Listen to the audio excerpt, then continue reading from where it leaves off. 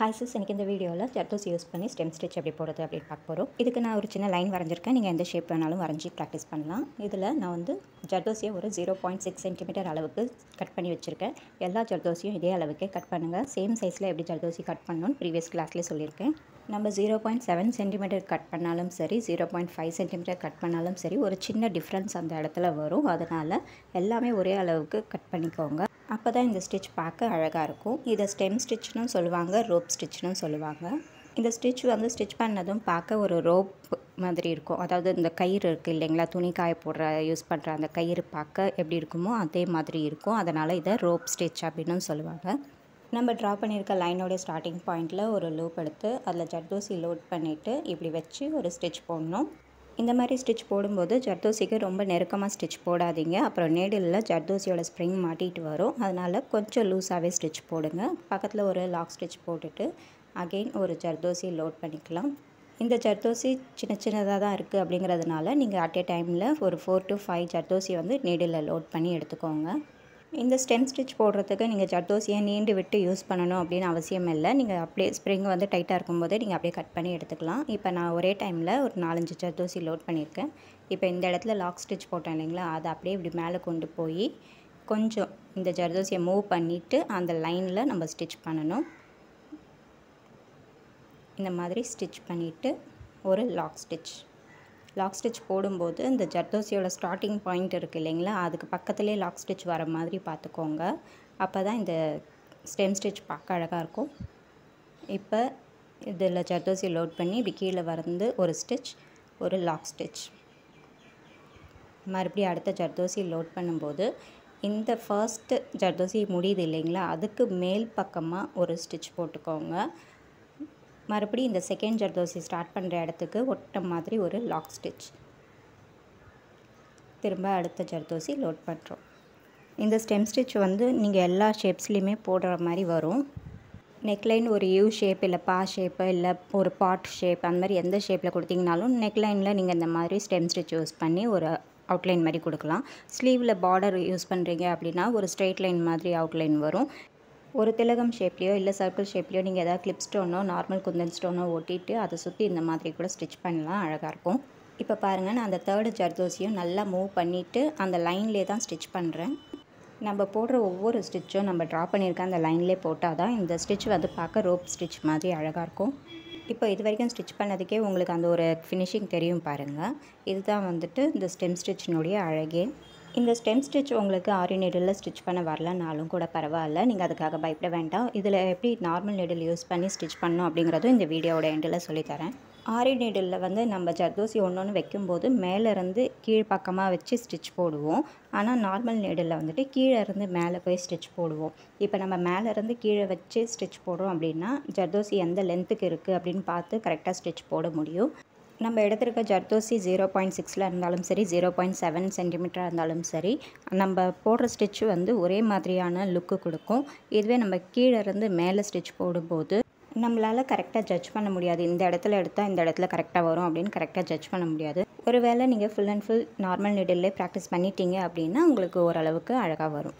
இப்போ இந்த இடத்துல ஃபினிஷ் பண்ணிவிட்டு எண்டு நாட் போடுறேன். எண்டு நாட் போடும்போதும் இந்த ஜர்தோசியை கொஞ்சம் மூவ் பண்ணி இங்கே ஒரு ஸ்டிச் போட்டுட்டு எண்டு நாட் போடுறேன்.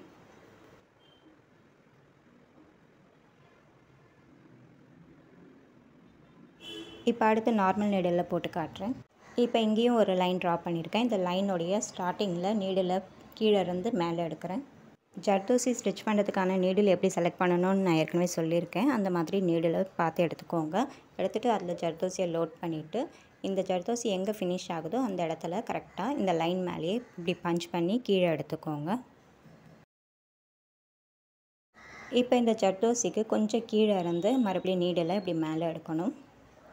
மேலே எடுத்துகிட்டு மறுபடியும் இதில் ஜர்தோசி லோட் பண்ணணும்.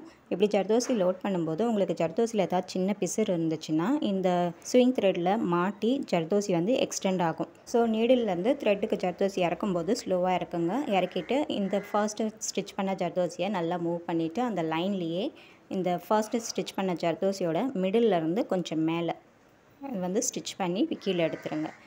அகெயின் நம்ம செகண்டாக ஸ்டிச் பண்ண ஜர்தோசிக்கு கொஞ்சம் கீழே நீடில் கீழே இருந்து மேலே எடுக்கணும்.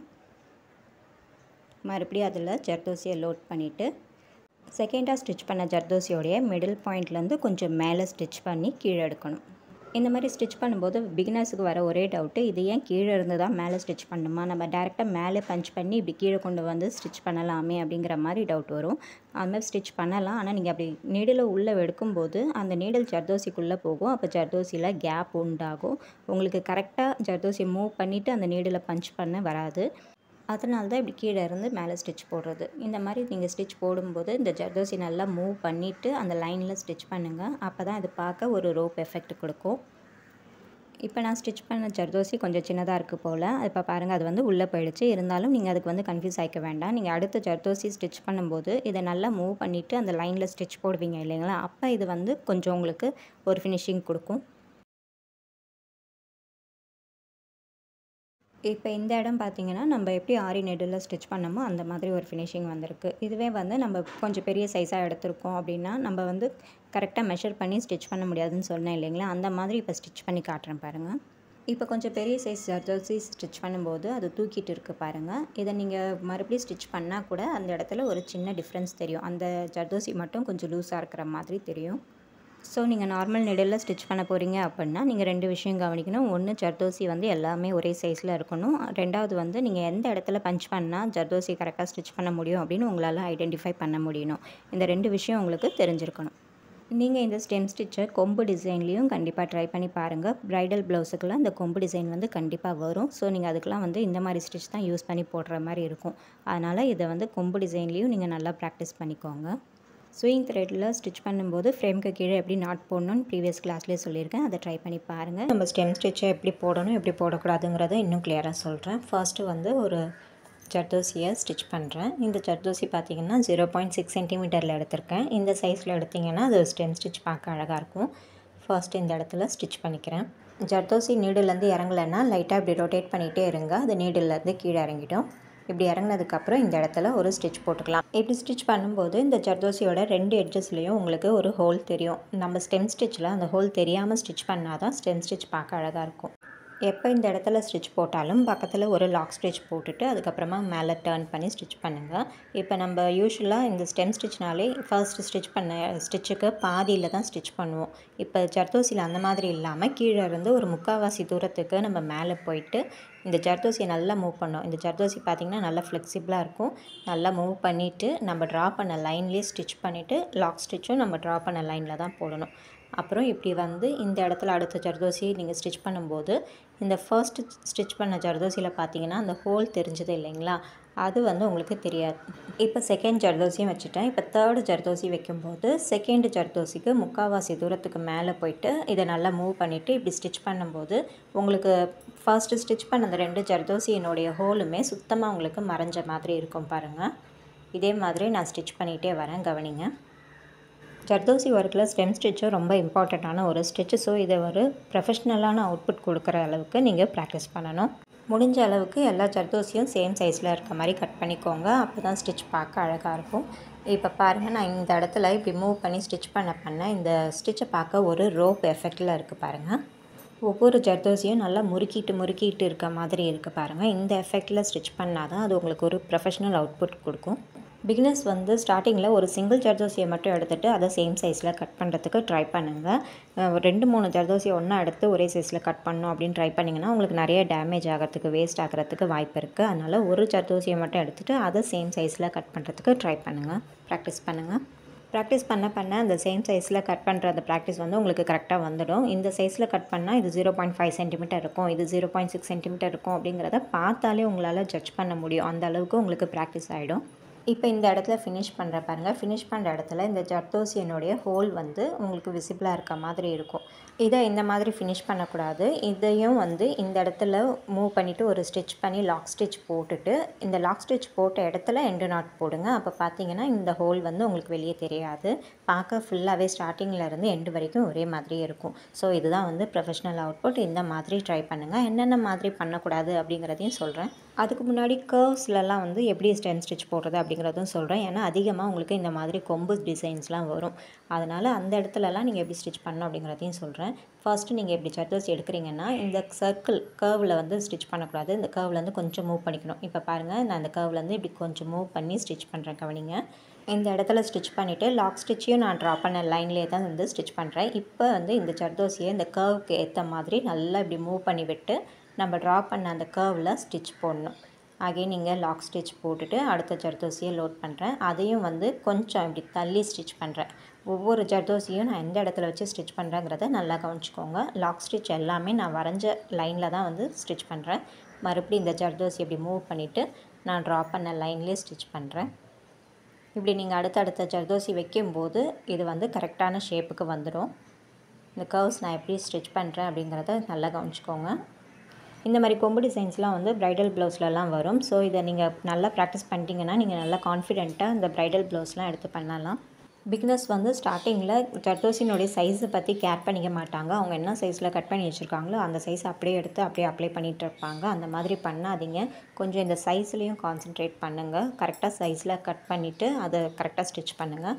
நான் என்னால் முடிஞ்ச வரைக்கும் ஒவ்வொரு ஸ்டிச்சுக்குமே வந்து ஜர்தோசியோட மெஷர்மெண்ட்டோட தான் உங்களுக்கு சொல்லி கொடுத்துட்ருக்கேன். ஆனால் சிலர் வந்து நான் சொல்கிற மெஷர்மெண்ட்டை ஃபாலோ பண்ணுறதில்ல. நீங்கள் அப்படியே ஸ்டிச் பண்ணி காட்டுறீங்க. ஸோ ப்ளீஸ் மெஷர்மெண்ட்ஸை ஃபாலோ பண்ணுங்கள். அப்போ உங்களுக்கு ஸ்டிச் அழகாக வரும். உங்களுக்கு ஒரு கான்ஃபிடென்ட்டும் வரும். அப்போ நீங்கள் வந்து இன்னும் ஈஸியாக மூவ் பண்ணிகிட்டே போகலாம். அடுத்தடுத்துன்ட்டு இன்னும் ஈஸியாக மூவ் பண்ணிகிட்டு போகலாம். ஸோ ப்ளீஸ் மெஷர்மெண்ட்ஸை ஃபாலோ பண்ணுங்கள்.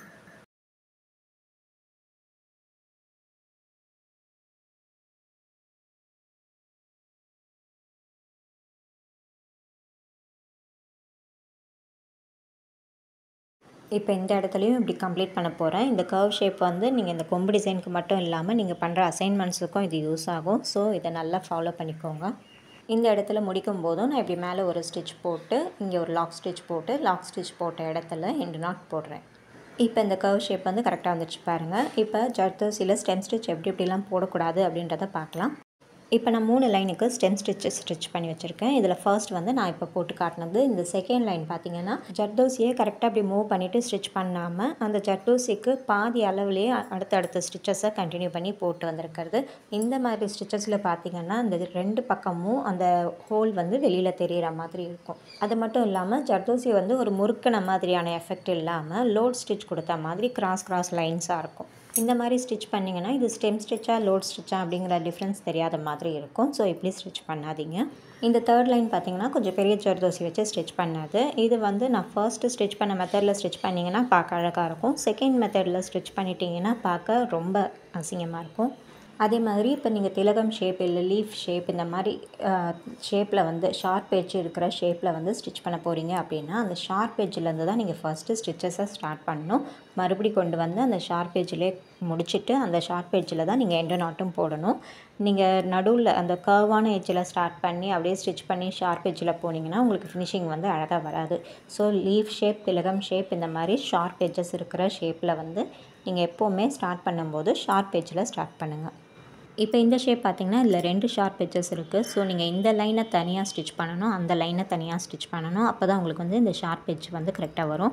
ஒவ்வொரு லைனும் நீங்கள் ஸ்டார்ட் பண்ணும்போது அந்த ஷார்ப் எட்ஜிலேருந்து தான் ஸ்டார்ட் பண்ணணும், ஷார்ப் எட்ஜில் தான் கொண்டு வந்து முடிக்கணும்.